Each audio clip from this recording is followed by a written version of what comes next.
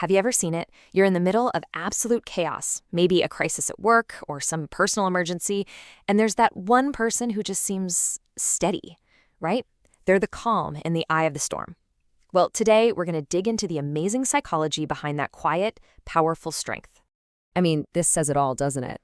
It's a feeling we all know, whether we've seen it in someone else or maybe even felt it ourselves.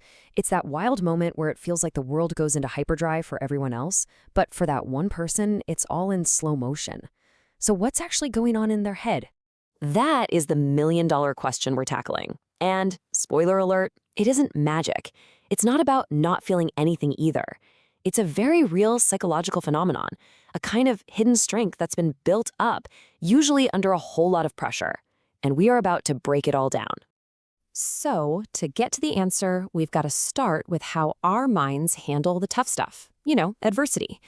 And this first idea, it's going to completely flip the script on how you probably think about difficult experiences. And here it is. The scientific name for it is post-traumatic growth.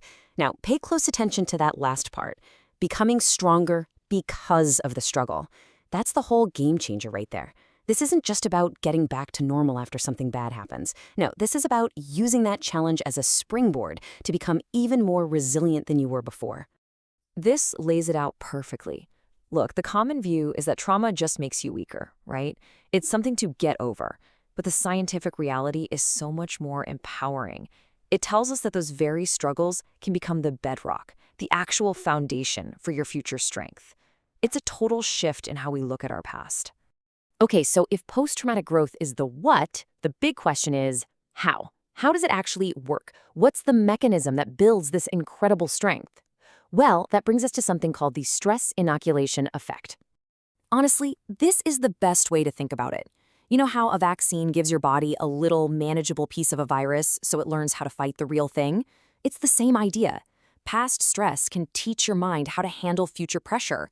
You're not becoming immune to stress. You're just building up a really powerful resistance to it.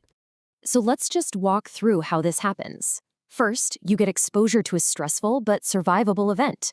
Then, and this is super important, you adapt. You actively figure out ways to deal with it. That leads to the inoculation. Your brain creates these psychological antibodies. And the end result?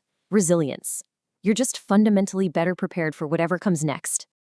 And I really need to drive this point home. This is not passive. This isn't something that just happens to you while you're sitting on the couch. No way. It's an active, gritty process of adaptation. That incredible composure is literally forged in the fire of the things you've overcome. Okay, so we've got the science down. Now, let's bring it all back to that person in the crisis. The one who might even be you. Let's talk about what this hidden strength actually looks like when the pressure is on. This is a huge, huge misconception. When you see that calm person, they are not fearless. Trust me, they're probably feeling the pressure, the adrenaline, maybe even the fear, just like everyone else. The difference is what else is happening inside their head at the same time. Exactly. It's not about what's missing, it's about what's there. Their composure isn't just an empty space where fear ought to be. It's the active presence of something else. A powerful, hard-won strength that they've built up over time and can now pull from when they need it most. So what can you do with this kind of strength? Well, when everyone else is stuck on the problem, your mind is already looking for the solution. When others get lost in the noise, you can lead the way. It gives you this incredible clarity, and maybe coolest of all, it lets you take a moment of pure chaos and turn it into a moment of pure focus. And so, I want to leave you with this question. It's a pretty powerful way to look at your own life, isn't it? The science is telling us that the very experiences you thought were holding you back might actually be the source of your most incredible strengths. What you went through didn't just make you a survivor. It might have made you a leader.